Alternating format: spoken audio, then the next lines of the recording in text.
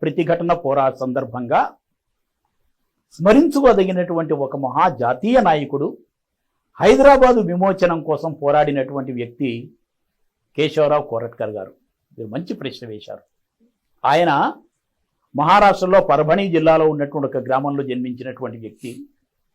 కష్టపడి పైకొచ్చాడు. లా చదువుకున్నారు, జ్యుడిషియరీలో examinations pass అయినారు. మంచి న్యాయశాస్త్రంలో ప్రావీణ్యతను సంపాదించినటువంటి ఒక వ్యక్తి.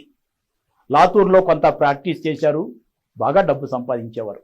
అయినప్పటికీ కూడా డబ్బు మీద మోహము అనేటువంటిది ఉండేది కాదు.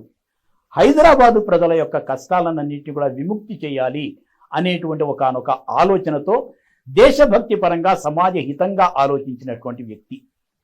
ఎందుకు వారికి ఆ స్ఫూర్తి వచ్చింది అంటే, ఆయన లోకమాన్య బాలగంగాధర తిలక్కి చాలా సన్నిహితుడు.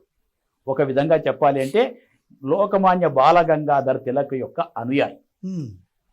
ఎంతటి దేశభక్తుడు అంటే, చాపేకర్ సోదరుడు చాలా దేశభక్తులు, మంచి విప్లవకారులు. ఆ రోజున ఆంగ్ల దొరను వాళ్ళు చంపేసినప్పుడు వాళ్ళ కోసము ఆంగ్లేయులు వెతుకులాట ప్రారంభం చేస్తే, ఆరోగ్యం బాగున్నటువంటి ఆ చాపేకర్ సోదరులకి ఆశ్రయాన్ని కల్పించాడు. ఎంత రిస్క్ తీసుకున్నాడో చూడండి. ఆంగ్ల ప్రభుత్వము నైజాంకి ఇద్దరు కూడా సన్నిహితులు వాళ్ళు. కాబట్టి ఆ నైజాము ఆంగ్లేయులతో చేసుకున్నటువంటి ఒప్పందం కారణంగానే ఆంగ్లేయులు నైజాం యొక్క మీదికి రాలా, మొత్తం నైజాం యొక్క పరిపాలనే కొనసాగుతూ ఉండేది. అలాంటి సమయంలో కేశవరావు కోరట్కర్ గారు చాపేకర్ సోదరులకు